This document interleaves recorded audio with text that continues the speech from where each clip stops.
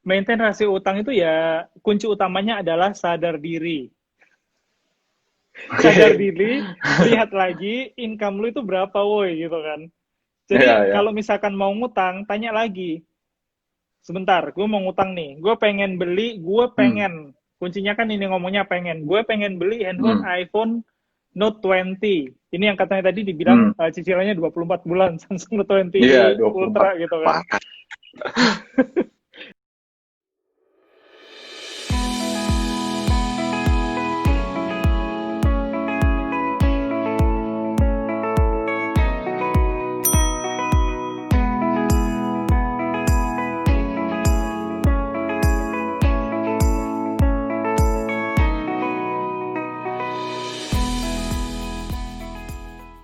Ya, apa kabar teman-teman? Hari ini Fingram akan mengadakan live. Halo, Bro Mat. Oh, halo. Dengar nggak suara? Barusan Jelas join. ya? Dengar-dengar. Oke, good. Apa kabar, Bro? Baik, baik. Apa Nah, di kabar? mana rumahnya? Di Iya, luar. di rumah. Baik, baik. Hmm. Oke. Siaran live langsung dari rumah masing-masing. Ya, kita hari Yes, ini karena akan belum bisa mengadakan. kemana-mana kan? Yes, betul. Kita hari ini akan ngobrol semuanya soal utang. Ya, ini ada judulnya udah keluar belum ya, Bu? Belum ada Tadi ya? udah, tapi belum dipin kayaknya. Oh, oke.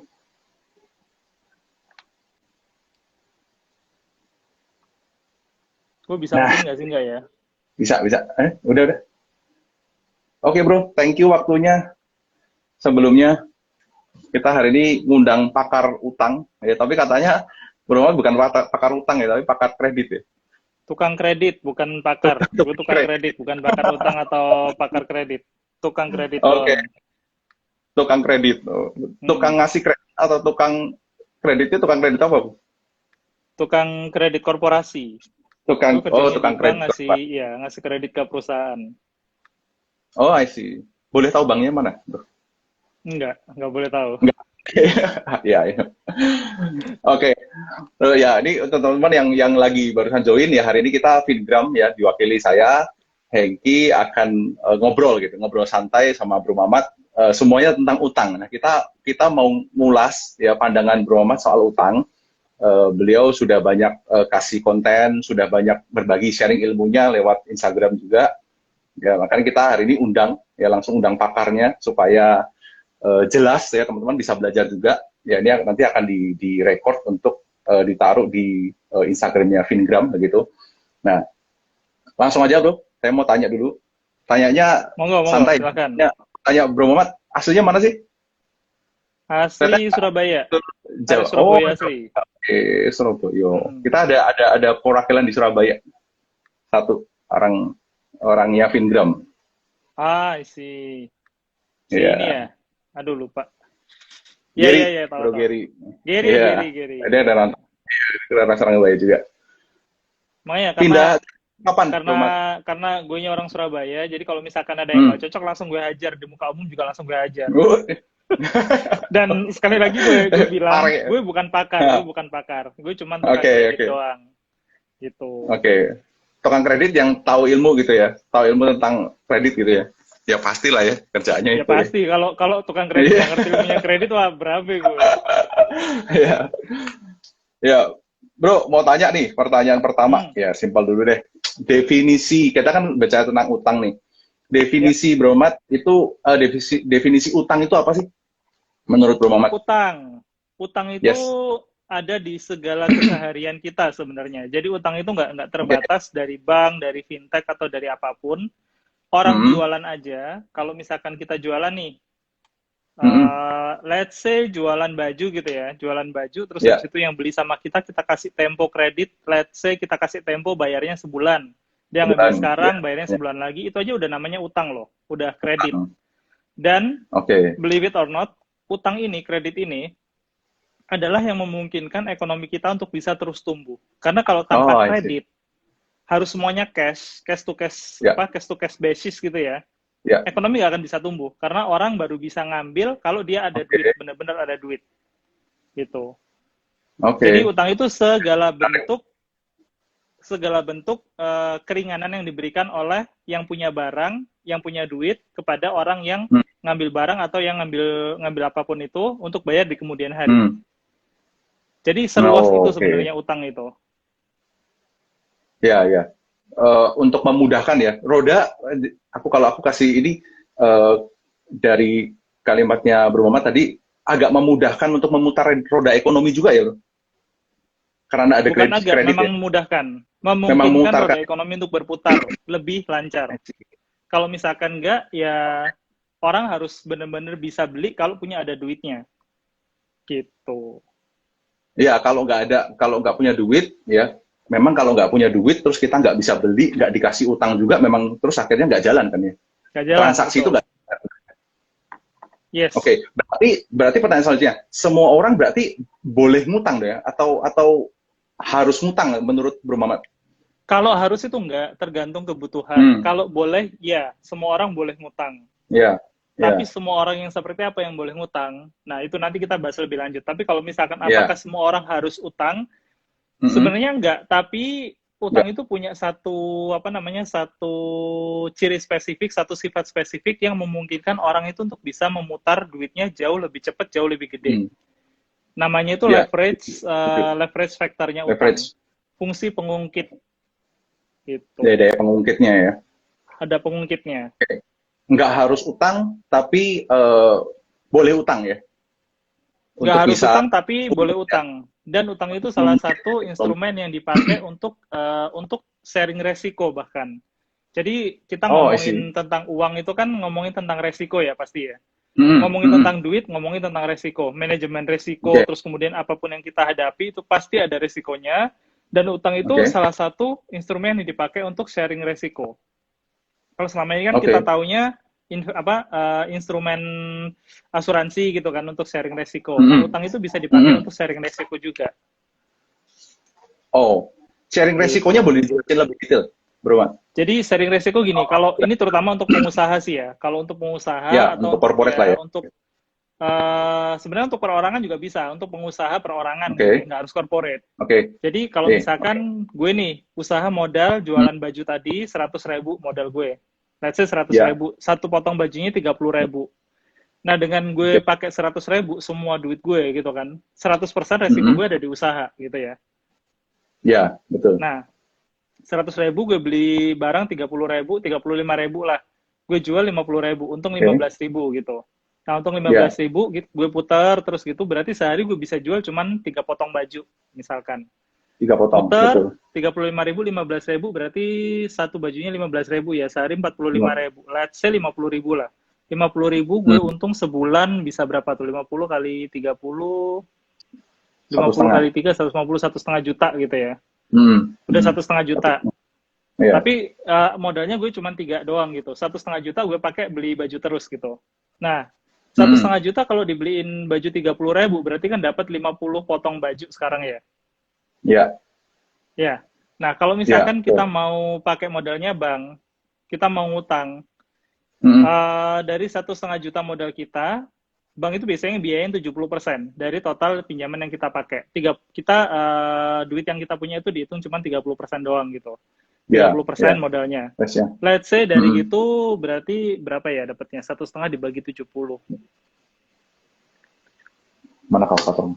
10 sekitar 10 jutaan. Dapatnya 10,5 jutaan gitu. Ya, 10 juta 50, 10, nah, 10 juta. Sekian lah, ya, sekitar itu. Kita belinya baju tetap nih, beli baju tetap 30.000 sepotong gitu ya. Tetap beli baju 30.000 sepotong, dengan duit 10 juta kita bisa dapat beratus-ratus potong baju gitu kan. Kita jualnya tetap, kita nggak naikin margin atau bahkan kita turunin marginnya. Karena jualannya lebih gede, kalau sebelumnya kita dapat 15.000 sepotong baju, sekarang kita dapat cuma 5.000 sepotong baju. 5.000 kali 100 potong baju gitu, jadi 500.000. Sebelumnya kita 15.000 cuma 3 potong baju, kita dapat cuma 3 potong. 50.000 dibanding 500.000 gitu kan ya. Jadi 10 kali lipat sebenarnya keuntungannya. Nah, sharing resikonya di mana?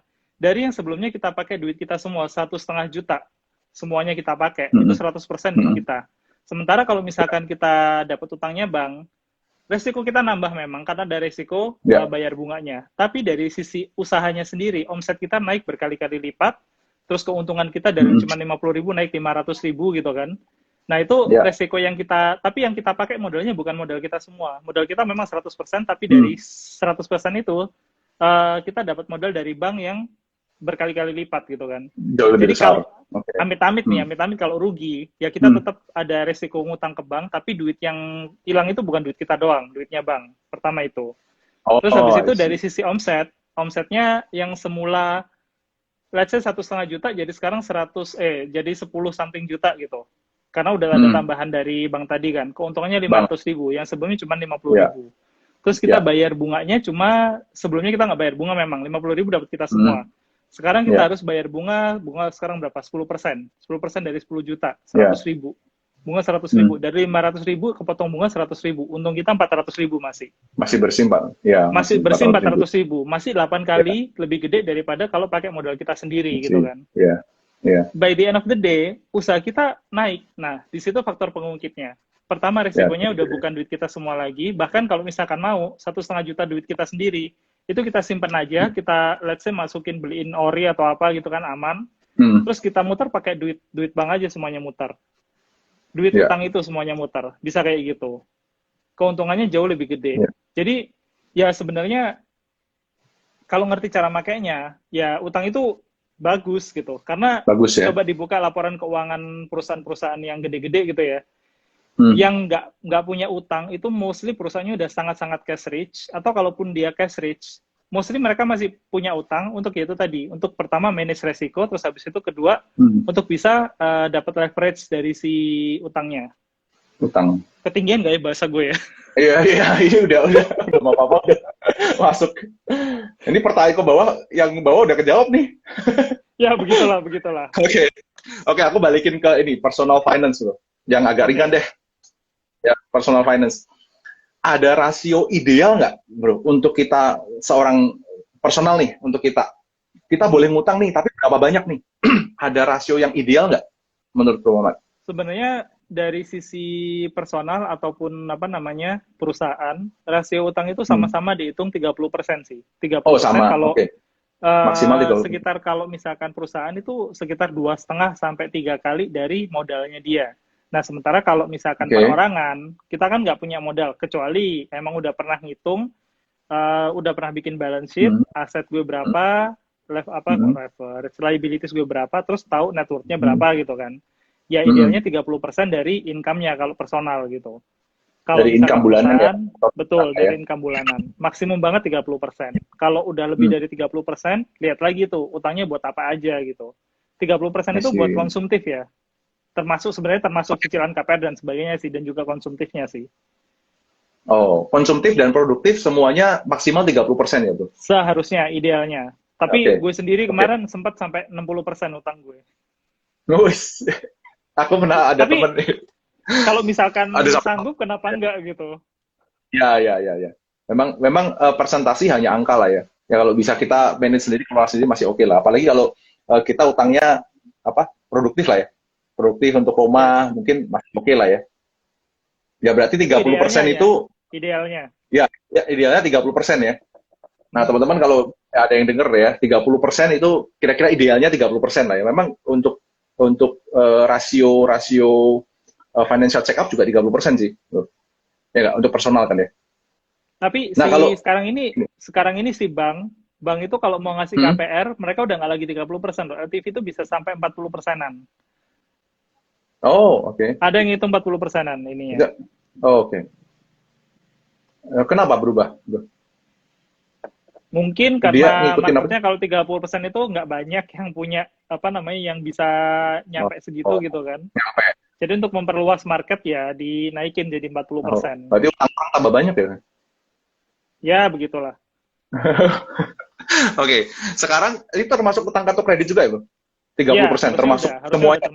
Termasuk semuanya. Oke, ada titipan pertanyaan, kalau misal utangnya pakai kartu kredit gimana tuh?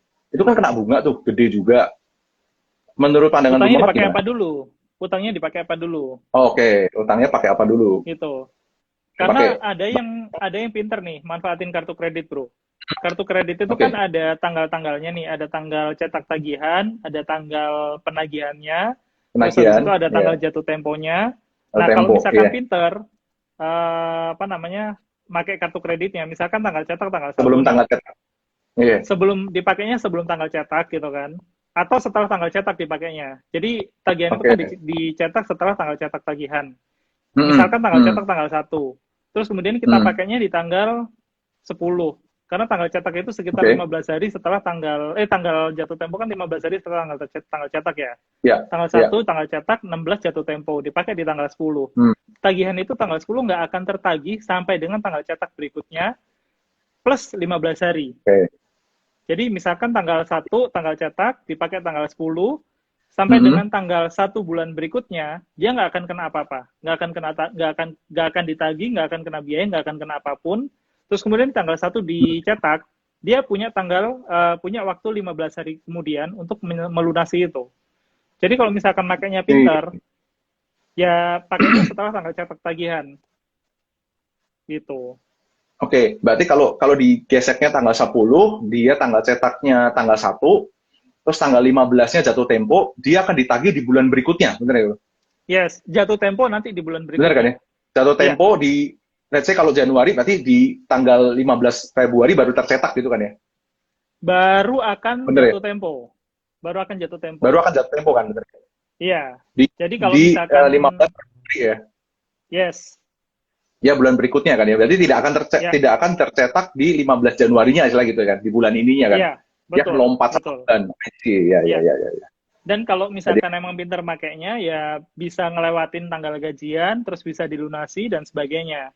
Nah, para pengusaha itu biasanya pakai itu. Meskipun kartu kredit dia pakai, tapi memanfaatkan itu tadi, tanggal-tanggal yang ada di tanggal kartu kredit. Oh, jadi dia mundur gitu ya, bisa mundur. Harus disiplin. Begitu jatuh tempo, bayar, lunas. Jangan disisain. Ya. Jangan bayar minimum ya. Bunganya gede. Bunganya gede. Apalagi sampai gestun.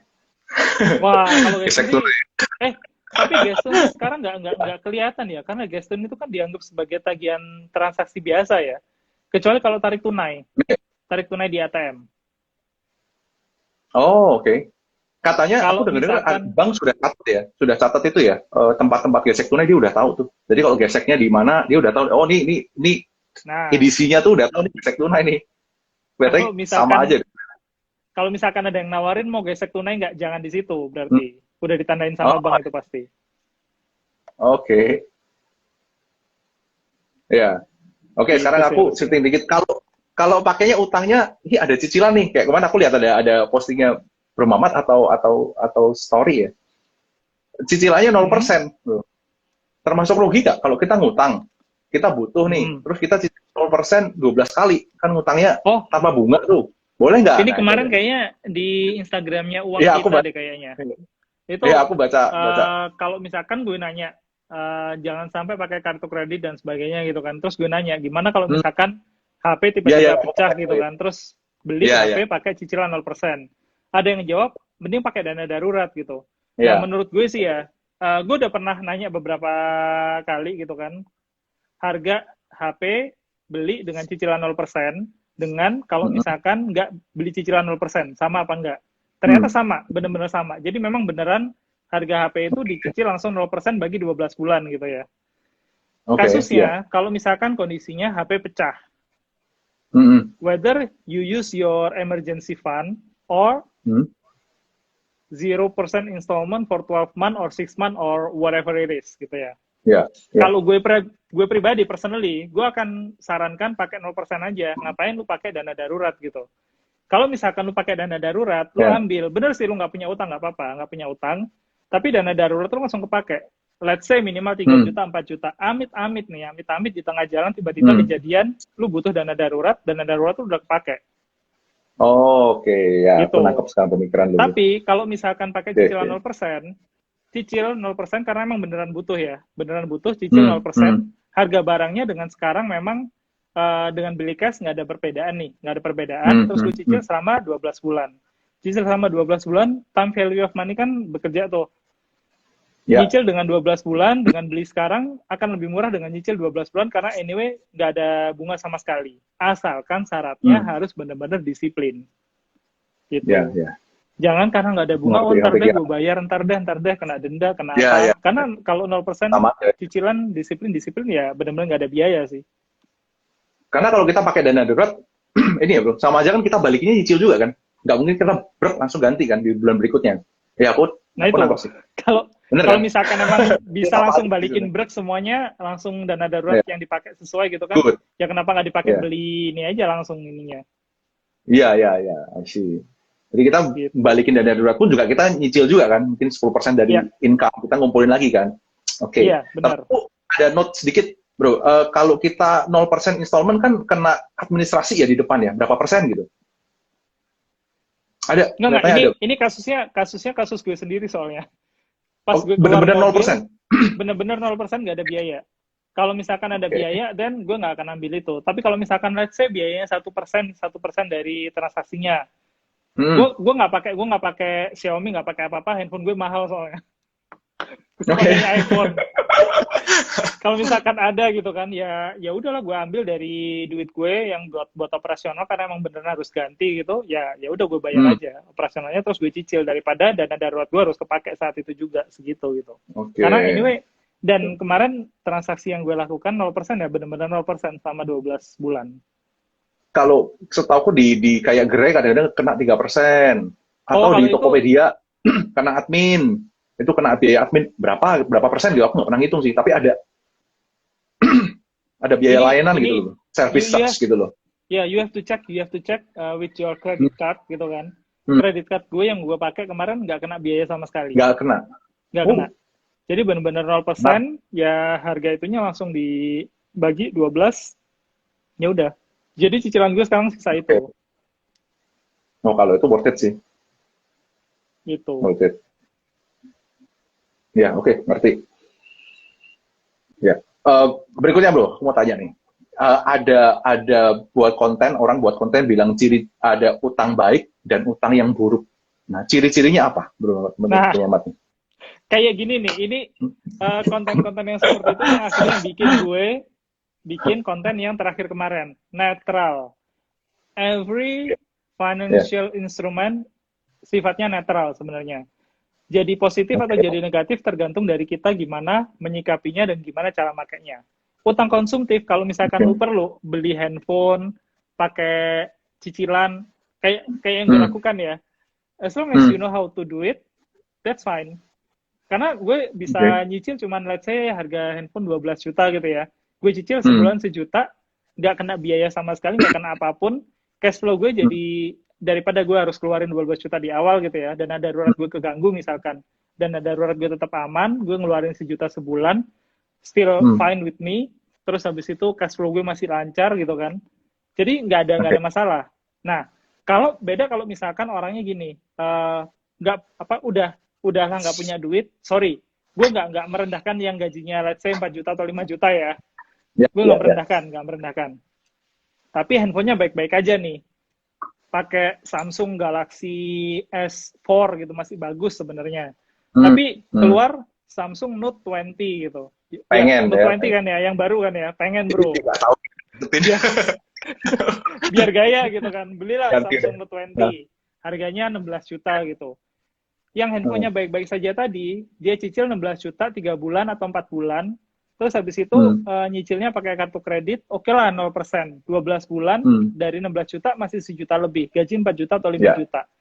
Udah keambil 1 juta. Belum cicilan yang lain-lain. Kartu kredit penggunaan yang lain-lain. Nah, kalau kayak gitu, itu jadi jelek memang. Jadi, utang jadi jelek, utang jadi nggak bagus ya karena dianya sendiri nggak ngerti kebutuhannya dia apa. Kalau misalkan dia ngerti kebutuhannya dia apa, berapa dia harus batasin maksimal utangnya, dan that's fine, selama itu memang sesuai sama kemampuannya dia. Tapi, yaitu, jadi jelek kalau misalkan dipakai untuk nurutin keinginan, dipakai untuk, gaya-gayaan doang. Terus, nggak disiplin. Utang jadi jelek itu seperti itu, gitu. Sebenarnya kalau misalkan manfaatinnya bagus ya, fine-fine aja, bagus-bagus aja, gitu. Selama sesuai kebutuhan ya.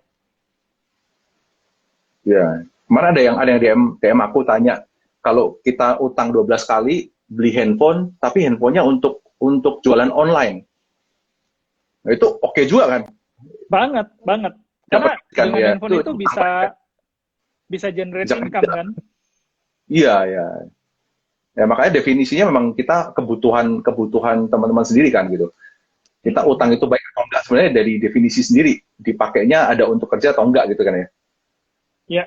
Makanya gue setiap kali ada konten yang ngomong jangan utang karena utang itu jelek. Ya, Waduh, ya. sorry.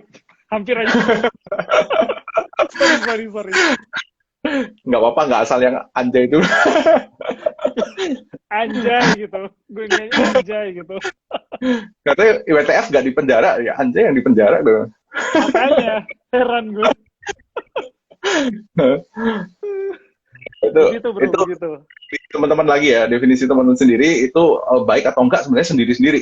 Makanya kayak financial planner juga banyak, karena keuangan kan kompleks ya bro. Itu seperti logika kan ya. Satu orang sama orang lain, personal finance itu sendiri-sendiri. Ya kadang ada bilang ini, ya semuanya beda. Nah sekarang kalau Bro Muhammad sendiri nih, cara maintain rasio utangnya gimana? Tadi sedikit udah kasih ke 30% lebih kan. Maintainnya gimana? Kalau misal teman-teman, karena aku tadi bilang aku juga percaya, aku juga ini orang yang percaya bahwa persentase ini ya angka gitu loh. Kadang-kadang orang kasih ini cash flow kamu berapa persen, ini berapa persen, itu hanya angka kan. Kita bisa olah sendiri lagi. Menurut Bro Muhammad gimana? Memaintain yang rasio utangnya.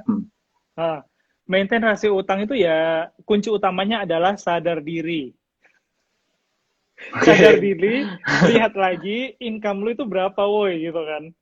Jadi kalau misalkan mau ngutang, tanya lagi.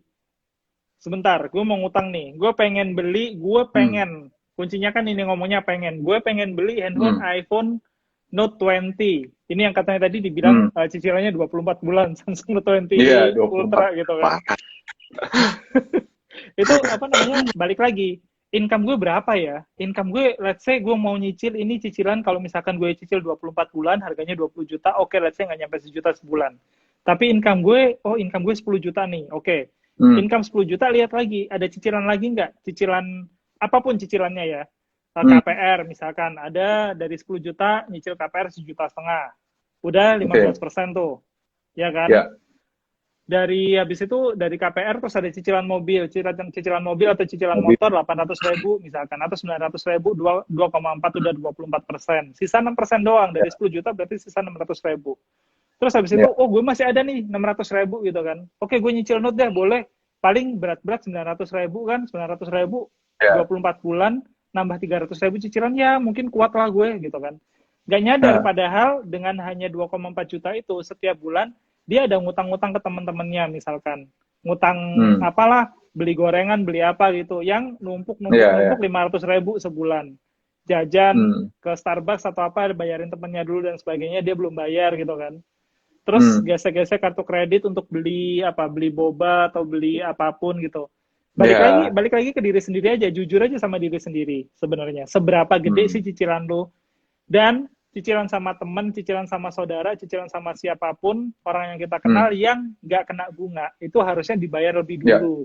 Karena orang-orang yang sudah suka rela ngasih pinjaman ke kita tanpa bunga, nggak kayak kartu kredit dan sebagainya, adalah orang-orang baik yang harus kita maintain di sekitar kita gitu. Jangan sampai karena kita nggak bayar, mereka itu ngilang karena nggak mau kita pinjemin duit gitu loh. Gitu. Jadi itu utamakan jangan sampai gara-gara mereka nggak nagih terus kita nggak bayar-bayar kita diem-diem aja terus kita utamain cicilan yang 2,4 tadi doang padahal yang lain nggak kelihatan itu nggak dilihat gitu. Secara ilmu secara hitungan memang yang ada bunga harus diduluin. Tapi kebayang nggak sih bro kalau misalkan kita sendiri yang punya duit ada orang minjem kita pinjemin terus dia nggak bayar-bayar kita kan malas juga kan. Gitu. Misal kita punya 3 cicilan nih bro. Yang 2 ada bunga, yang 1 ini cicil bunganya nggak ada, punya mungkin kakak kandung sendiri deh.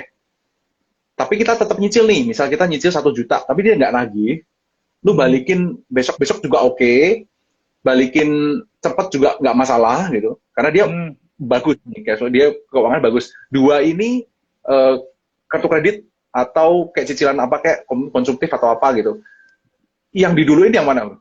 Ini kan kalau misalkan sama kakak ini kan dia duitnya banyak, cash flow-nya bagus dan sebagainya. Kalau misalkan kita emang belum mau bayar, at least jangan ngilang dan jangan diem-diem aja. Tanya sama kakaknya. Mbak, Ngomong di depan. Mas, aku nggak punya duit nih. Aku lagi punya cicilan 2. Boleh nggak duitnya ini tak bayar nanti-nanti? Kalau misalkan nggak boleh, ya udah tak usahakan, tapi aku nggak sanggup nih nyicil semuanya. Bareng sama cicil ini, aku nyicilnya sanggupnya segini. Oke nggak? At least ngomongnya dulu itu loh. Seringnya Di kan depan kita ya. minjem sama orang-orang yang nggak ngasih bunga, nggak ngasih nggak nagih-nagih, kitanya ngilang gitu loh. Nah, gue kemarin bilang di konten yang tentang apa namanya keseimbangan hidup, jangan-jangan nih utang kita sama orang yang nggak nagih-nagih sama kita, nggak ngasih bunga dan sebagainya, yang kita diemin aja di situ terus nggak lunas-lunas, itu yang bikin hidup kita itu nggak seimbang. Karena kenapa rezeki kita jadi nggak berkah? Yang harusnya bisa ngumpul bisa nambah karena kita utangnya nggak ditagih-tagih, jadinya nggak berkah, nggak ngumpul-ngumpul duit kita. Oke, sorry. Jadi ceramah. Atas Ustadz nih kelihatannya. Ke bawah.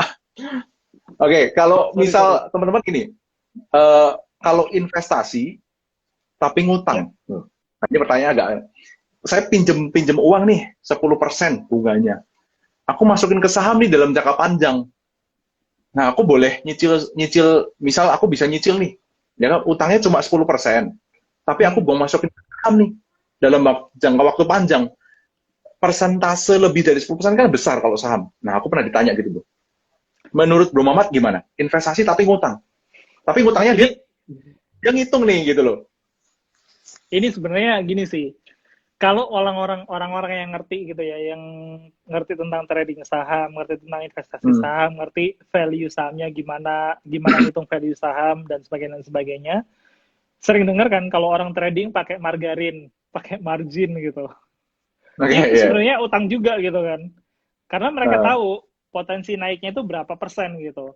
Kalau misalkan if you know what you are doing, lu ngerti, lu hitung gitu kan, then just go for it.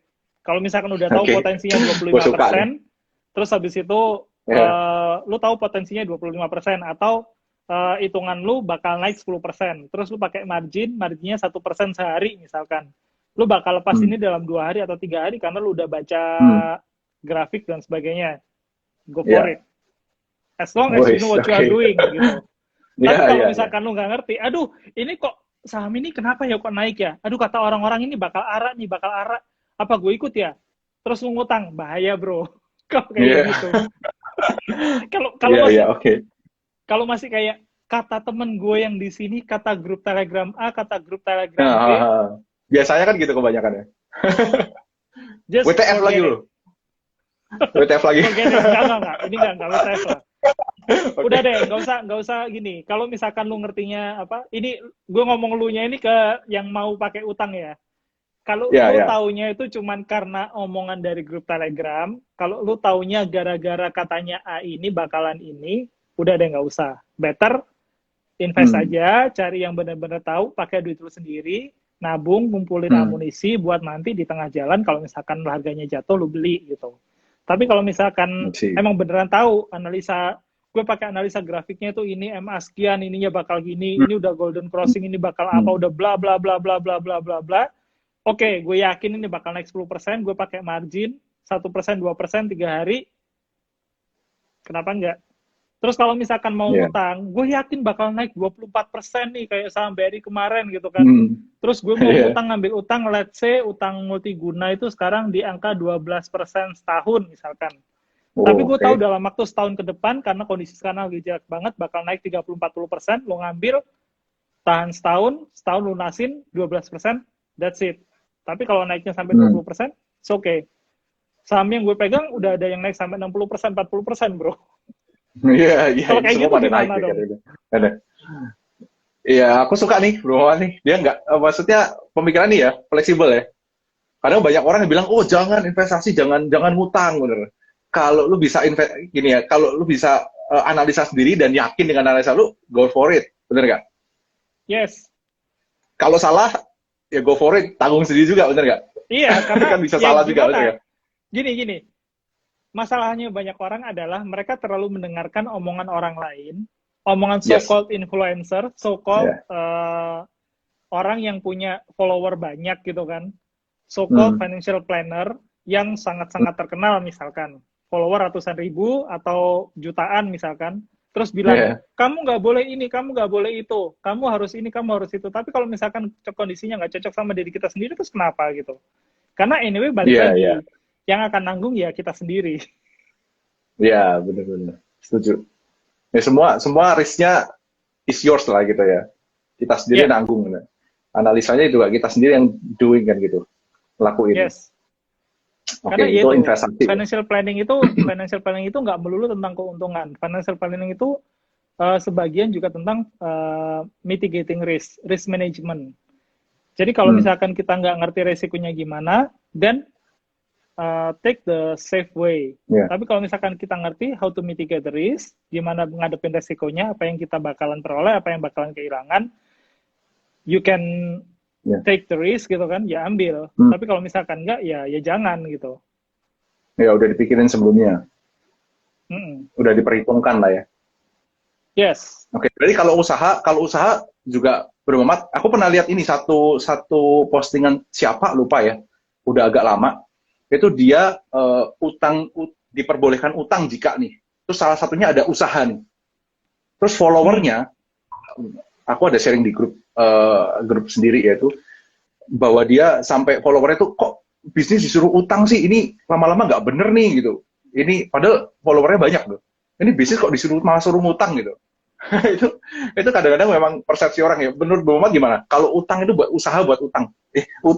Utang untuk usaha lah ya. Gini, karena gue tukang kredit ya. Jadi gue ngerti banget usaha yang pakai utang sama nggak pakai utang. Kalau misalkan memang cash flow-nya lancar, terus habis itu nggak ada kendala sama sekali, nggak pakai utang, dan that's okay. Cuman kadang-kadang gini bro, ada yang usaha misalkan bayar beli kayak tadi beli baju, balik lagi ke usaha baju tadi ya, beli baju gitu. Kita ngambil ke toko bajunya ini udah gede dia, udah banyak pengusaha yang ngambil baju ke dia. Kira-kira sebagai pembeli pertama kita bakal dikasih nggak term sama dia? Oke deh, lu nggak bayar, boleh deh bayar seminggu lagi gitu. Atau begitu kita beli pertama kali harus langsung bayar saat itu juga. Most likely kan kita harus langsung bayar saat itu juga kan. Pertama itu. Terus kedua, misalkan kita datang ke sana beli pertama kali bisa langsung beli gede, partai besar gitu ya. Ini bukan partai pemilu ya, tapi partai jumlah gede gitu ya. Jumlah, kuantiti gede. Ngambil kuantiti gede, terus kita jual nih ke orang. Kita pertama kali mau cari pelanggan gitu kan. Mau cari pelanggan, kira-kira orang mau nggak beli dari kita kalau kita suruh, lu ngambil dong dari gue kasih lu baju, let's say kalau lu ngambil 3 lusin, lu langsung bayar deh gitu kan. Kalau langsung bayar, kalau misalkan kita suruh dia kayak gitu, nggak mau gue udah ngambil dari sana, gue bisa bayarnya kayak 2 minggu lagi gitu kan. Misalkan kayak gitu. Kira-kira orangnya mau ngambil nggak dari kita? Nggak mau juga kan. Mereka akan mau ngambil dari kita kalau kita kasih term yang sama. Oke deh, 2 minggu lagi deh, lu boleh. Sementara kita belanja harus langsung bayar gitu. Nah, pertama mungkin pakai modal. Kita belanja langsung bayar, terus kita kasih ke dia 2 minggu lagi kita baru dapat duit nih dari dia. Ada gap di situ kan sebenarnya. Barang kita jualin habis nih. Kita jualin habis, ada yang datang lagi ke kita, gue mau dong barang, waduh gue nggak punya duit, 2 minggu lagi deh lu datang ke gue. Ya, gue mah jualan ini harus sekarang, nggak bisa kalau 2 minggu lagi gue tunggu dari lu, misalkan kayak gitu kan. Nah, yang kita lakukan apa nih kira-kira? Kita akan datang kan, bro lu punya duit nggak, gue minjem dong 2 minggu lagi deh gue bayar lu gitu. Kita pakai buat kulaan lagi, buat beli barang lagi gitu, biar kita bisa kasih orang yang mau beli sama kita, 2 minggu lagi kita bayar dia. Nah posisi yang ngasih duit kita ini, kita gantiin sama bank atau lembaga apapun yang ngasih pembiayaan. Dengan kayak gitu, duitnya usaha kita daripada kita nunggu 2 minggu lagi, kita bayar bunga let's say 10%, 15%, tapi kita bisa belanja lagi. Sementara belanja itu kita bisa jual margin let's say 30%. Kita bisa dapat spread 15% dari situ gitu kan. Tapi muter terus duit kita tuh, nggak ketahan jadinya. Nah, kalau kayak gitu apa utang itu jadi jelek gitu loh. Padahal dengan kayak gitu, cash flow kita tuh jadi bisa muter terus, usaha kita jadi bisa muter terus. Ada beberapa kasus yang gue tahu nih di bank gitu ya. Nasabah cerita dia, pesaing gue A, B, C. Yang A sama B nggak punya utang nih, gue ngutang ke lo gitu. A sama B usahanya dari dulu omsetnya let's say 100.000 gitu ya. Gue sama-sama berangkat dari 100.000, tapi karena ngutang dari lu sekarang gue udah 300.000. Gue udah lebih kenceng. Kenapa? Karena yang A sama B ketahan tadi itu. Begitu belum dapat bayaran ya nunggu bayaran. dapat bayaran, baru beli lagi barangnya, baru jualan lagi, nunggu lagi gitu. Nah, sementara yang C ini, karena ngutang, dia bisa muter terus. Marginnya mungkin nggak segede A sama B. A sama B marginnya let's say 30%. Dia marginnya cuma 5%, 10%. Netnya ya bersih di bawah ya. Tapi 5%, 10% itu muter terus, nambah gitu. Kayak gitu. Ya sih. Jadi kayak memperbesar perputaran utang ya. Perputaran utangnya lah ya, asetnya benar ya. Ya. Gitu. Ya, tadi udah sedikit dijawab di depan sih tadi ya. Untuk masalah yang baju tadi ya. Bajunya utangnya di 50.000 jadi bisa 500.000. Bayar bunga cuma 100.000 jadi punya 400.000 dan itu mutar terus. Yang penting teman-teman bisa jalan sih, ya benar gak?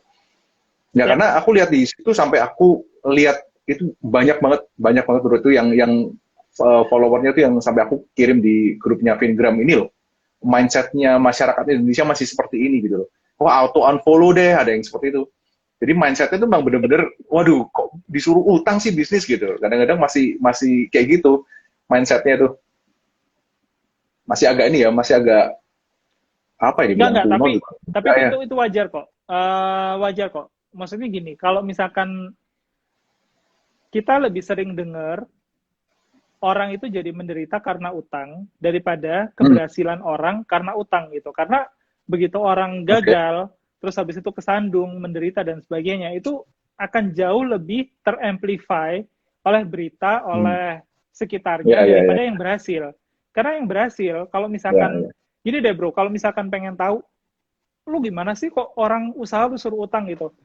Men, lu coba deh buka perusahaan-perusahaan IPO yang gede-gede, perusahaan-perusahaan TBK yang gede-gede gitu kan. Lu cek di kolom liabilities, mana yang nggak punya utang sama sekali, zero debt gitu kan. Kalau misalkan ada yang zero debt, lihat perusahaannya tuh seperti apa. Waktu masa berdiri dulu seperti apa. Mostly kalau misalkan kayak gitu tuh perusahaan yang emang benar-benar cash to cash basis. Tapi kalau yang enggak, yang mereka butuh manufacturing, butuh bikin produksi dan sebagainya, terus jual, ada supplier, ada buyer dan sebagainya, itu mostly sih bakalan ada utangnya di situ. Pasti dan ada utang itu nggak jelek selama di manage dengan baik, gitu. Ya, yang penting bisa manage ya usaha. Dari Kevin, hutang dipakai untuk menghemat pajak perusahaan. Yes, itu salah satunya. Tapi gue nggak mau ngomong deh. Bentar bro, ada kucing masuk. Iya. Ya, ini hanya IG Live dengan Bro Mamat yang ada kucingnya. Oke.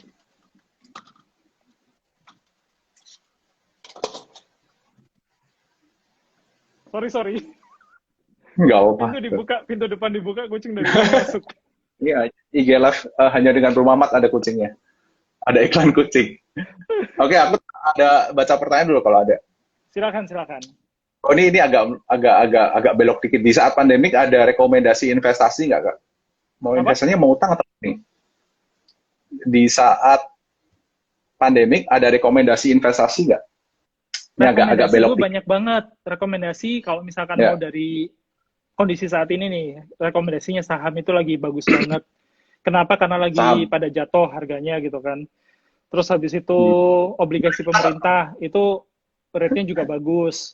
Kalau mau masuk ke reksadana pendapatan tetap masih bagus karena kemarin gue baca katanya di Amerika itu the Fed bakalan nahan suku bunga itu rendah untuk jangka waktu yang sangat lama katanya. Nah itu nanti bisa jadi kesempatan buat kita di reksadana pendapatan tetap karena nanti misalkan pemerintah dengan rate masih segini aja yieldnya lumayan nanti bakalan. Aduh, capek gue habis ngejar-ngejar kucing. Terus habis itu kalau misalkan mau P2P lending itu bisa juga P2P lending meskipun itu pinjaman ke pengusaha yang bisa jadi beresiko. Nah, itu bisa dicek di masing-masing P2P lendingnya profil para peminjamnya itu seperti apa gitu kan. Kalau misalkan memang bagus-bagus dan UMKM rata-rata dengan kondisi sekarang ya banyak yang perlu bantuan sih memang, tapi usahanya at least tetap jalan. Apalagi pemerintah sekarang lagi juga galakin beli dari temen gitu kan. Kami udah di rumah udah aktif gitu beli dari temen gitu kan. Nah itu bisa jadi. Maksudnya beli dari temen? Jadi lagi campaign kan beli dari temen. Kalau temen punya usaha kita beli dari temen kita karena kondisi lagi kayak gini. Gitu. Nanti itu Nah, teman-teman kita itu mungkin bisa jadi adalah para peminjam di P2P lending gitu. Jadi ya investasi di P2P lending it's okay. Tapi kalau misalkan mau nyimpen duit di bank gitu ya deposito segitu-segitu aja sayang. Jadi daripada duit di bank mending beli sukuk retail yang sekarang lagi ditawarin gitu. Jadi ya tergantung tujuannya. Bro, pakai sukuk gitu kan. Si pemerintah juga ngutang kan benar? Ya, pemerintah juga ngutang itu. Pemerintah juga ngutang. Gitu. Jadi kalau investasi di masa pandemi ini banyak banget gitu pilihannya. Ya kalau nggak tetap aja alternatifnya tuh sekarang jauh lebih banyak gitu. Apalagi saham sekarang nggak harus berapa juta gitu kan, 100.000 aja udah bisa beli saham. Ya betul. Gitu. Begitu jawaban saya. Ya, ini dengan Bro siapa nih? Saiful, ya sudah terjawab ya. Ya. Ada pertanyaan lain? Margarin. Kalau tadi aku balik yang ini bro, pemerintah juga ngutang. Kalau pemerintah ngutang untuk apa sih bro? Ini agak luas dikit ya. Pemerintah ngutang ya buat banyak sih, buat kasih bantuan tunai yang kemarin itu lagi baru dibayarin gitu kan.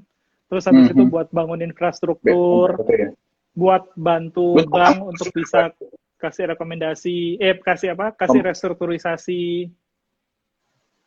Masih. Berarti utangnya bagus juga dong kalau pemerintah utang ya? Udah ada perhitungan juga dong ya? Pasti. Kalau misalkan nggak ada perhitungan, nggak bagus, ya akan tercermin juga kan di rasio utang terhadap PDB kan. Jadi berapa persen gitu. Dan sekarang so far harusnya sih masih aman ya. Iya. Walaupun tambah hutangnya ya, tapi kelihatan ya, pakai apa ya. Tapi nambah hutang itu ngelihat nggak? Kalau misalkan ngomongin nambah, pemerintah kok nambah hutang terus sih gitu kan? Ngelihat nggak yang jatuh tempo dan harus dibayar itu berapa gitu? Oke. Jadi ya harus imbang dong, karena utang pemerintah kan nggak semuanya nggak nambah mulu, ada juga yang lunas, ada juga yang dibayar gitu. Gitu. Maksudnya yang udah lunas sama yang tambah utang baru gitu ya? Iya, kan setiap periode itu pasti ada yang jatuh tempo kan utang pemerintah. Oke. Iya, bro. Jadi kalau ya teman-teman kalau yang lihat ini lumayan banyak itu utang nggak usah takut utang ya bro ya. Nggak usah takut. Yang penting fungsinya, tujuannya ya. Iya. Aku sambil cari. Bijaksana aja pakai utangnya. Iya. Nggak perlu lihat rasio juga ya. Ya kalau utang dong, kalau itu. Kok nggak perlu lihat rasio gimana sih? Harus dong dilihat. Harus ya. Maksudnya nggak perlu lihat ini ya, rasio idealnya 30% gitu ya? Oh harus tetap dilihat dong. Harus juga ya? Okay. Ya harus dilihat lah. Kalau nggak dilihat gimana dong? Bablas ntar. Kan tadi panjang lebar gue jelasin, kalau misalkan penghasilan 10 juta, utang A, B, C, D, E dilihat dulu berapa persen, kalau udah mepet, udah hampir 30%, ya itu direm lah. Yang namanya keinginan dihentikan dulu. Kalau misalkan ada yang bisa dilunasi dulu utangnya. Gitu. Oke. Ada yang pertanyaan bro. Kalau KTA untuk bangun kontrakan, sedangkan ada utang produktif 60%, tapi dana darurat udah aman dan invest nggak bergerak. Gimana tuh? Gini, kalau misalkan bangun kontrakan itu berapa lama bangun kontrakannya, KTA-nya itu berapa lama, karena untuk setelah bangun kontrakan harusnya kontrakannya itu kan udah bakalan ada income tuh, bakalan ada cash inflow. Nah, kalau misalkan ada utang produktif 60% nanti belum ditambah sama dana buat KTA-nya. Berarti paling nambah, let's say bakal sekitar 10%-an lagi lah, misalkan 70% gitu. Dana darurat lu aman, emang bener. Investasi nggak bergerak, karena nanti investasinya ada untuk KTA kontrakan ini kan. Kontrakan ini kan juga investasi juga sebenarnya kan. Ya. Cuman gini, dengan masa 30% ini, ya dengan penghasilan yang tersisa hanya 30% ini, berapa lama bro lu bisa survive gitu. Kalau misalkan memang bakalan bisa hidup hanya dengan 30% dari penghasilan lu, benar-benar ngirit sama sekali, lu yakin nggak akan ganggu dana darurat lu, dan lu yakin nggak akan kenapa-kenapa, dan go for it. Tapi menurut gue sih berat sih. Berat. Hidup dengan cuma 30% penghasilan lu. Penghasilan lu 10 juta, lu hidup cuma dengan 3 juta, 7 jutanya lu pakai buat bayar ini. 100 juta bro. 100 juta, kalau misalkan, gue nggak yakin ya, Utangnya 100 juta gaya hidupnya itu bakalan cuman di bawah 30 juta. Kalau misalkan penghasilannya 100 juta, terus habis itu gaya hidupnya cuma 30 juta, dan nggak apa-apa. Utang aja nggak apa-apa, KTA. Tapi kalau misalkan KTA. emang... Kenapa? KTA bunga berapa sih? Nah, gue nggak tahu, ada KTA yang ngasih 25%, 21%, 20%. Oh. Ya segituan kan? Oh, kartu kreditnya segituan kan soalnya kan? 3. Oh iya. Sekitar itu. Nah, udah 60%. Ya. Mungkin kalau gede nih utang produktif 60% mungkin untuk rumah ya. Kalau rumah termasuk utang produktif ya. Masih oke. Bisa dianggap gitu sih, masih. Tapi kalau misalkan ini gue ngomongnya secara umum ya. Secara umum, hidup dengan 30% itu susah. So, better you not do it. Tapi kalau misalkan lu yakin bisa, then just go for it. Ya. Kalau udah utangnya awal udah ini sih, udah 60% sendiri sih ya. Jangan sampai nanti habis ngambil KTA, terus habis itu tiap bulan minjem ke temennya 2 juta, 3 juta gitu kan. Iya. Terus temennya sendiri jadi kayak, kok gue jadi ngebayarin hidup lo ya gitu kan. Oke. Ya, ada yang tanya, Kevin, langkah apa yang harus kita lakukan jika amit-amit keuangan memburuk dan tidak bisa melunasi hutang? Ngomong ke yang ngasih utang. Terus minta restructure. Jadi jangan tiba-tiba ngilang, terus habis itu ini, tapi ngomong ke yang ngasih utang. Terus cari cara gimana caranya untuk bisa ngelunasin utang. Kalau bank bisa prioritas pertama ngelunasin utang. Kenapa? Kalau bank bisa restrukturisasi gitu nggak sih, Bang? Datengin, terus kita ngomong bahwa ini pandemik nih, aku susah nih, bisa. Terus minta itu. Bisa juga ya? Bisa. Dan itu yang sekarang sedang terjadi kan, kalau untuk bank ya. Soalnya aku banyak lihat komen-komen sih, dia mereka pada bank nggak ngasih gitu loh, nggak ngasih mungkin untuk restrukturisasi utang mereka gitu. Aku pernah baca satu juga. Itu tergantung dari tergantung dari banknya yang ngelihat kondisinya si orang yang utang ini kayak gimana, terus persyaratannya itu apa. Jadi kalau misalkan emang dia sebelumnya itu udah telat-telat bayar, terus nakal gitu kan, dia minta restructure, ya nggak akan dikasih sama banknya. Tapi kalau misalkan emang dia sebelumnya itu lancar, nggak ada sejarah jelek sebelumnya, terus kena pandemi, dia bisa ngebuktiin kalau emang kondisinya dia itu terpengaruh sama pandemik, dan dia bisa membuktikan ya itu bank masih bisa kok ngasih. I see. Oke. Gitu. Thank you, udah mau sejam ya, nggak kerasa juga ya. Teman-teman ada pertanyaan lain lagi? Iya, udah tinggal 10 menit. Ya. Oke bro, nggak ada pertanyaan lagi. Ini ada yang bilang kalau KTA sampai 24% setahun. Oh iya. Ya. Banyak sih yang komen-komen tadi. Oke bro. Ya. Iya. Kalau saham jangka panjang didanain utang, ya tadi udah jawab ya. Itu. Okay, bro. Kalau misalkan saham memang yakin dan naik ya nggak apa-apa. Tapi kalau misalkan enggak, karena waktu jatuh tempo ya emang harus bayar utangnya. Kalau duitnya ada di saham semua, terus per bulan juga naik, kan? Ya. Kenapa? Bayarnya kan per bulan juga kan gitu. Kita kalau utang gitu. Ya, kalau utang bayarnya per bulan. Bener kan? Per bulan harus dibayar. Saham. Yes. Ya, jadi sahamnya kalau belum naik pun kita tetap harus bayar kan gitu. Yes, of course. Nyicil kan. Oke bro, closing statement Bro Mamat soal utang deh. Apa ya closing statement? Udah banyak sih yang kita ngobrolin sih. udah semua sih. Ya, anyway, kalau misalkan mau apapun, yaitu tadi, utang itu gini. Kalau udah terima utang itu bukan duit kalian, bukan duit kita. Utang itu duitnya orang. Jadi kalau misalkan kita udah terima, dari manapun utang itu, harus dibayar. Jangan sampai berpikir, karena ini utang dari A atau dari B, nggak apa-apa deh gue nggak bayar. Karena ada beberapa yang mikir kayak gini, karena utangnya dari pinjaman online, ngerasa, pinjaman online kan jahat, ya udah deh gue nggak bayar. Enggak, itu jahat. Yang jahat itu kalian, karena nggak mau bayar utang. Kalau udah terima utang, harus dibayar. Gitu. Kalau mau kaya, jangan ngemplang utang. Gitu. Sip. Kalau mau kaya jangan ngeplang utang. Kalau mau ngutang ya lihat dulu bunganya berapa kan di depan kan kelihatan tuh harusnya. Yes. Ya, bro, ada satu lagi nih pertanyaan terakhir ya. Mas lebih baik ngejar untuk lunasin KPR lebih cepat dalam 1, 2 atau 3 tahun ini, tapi investasi tunda. Lebih ke lunasin KPR dulu, cepat, investasi ditunda.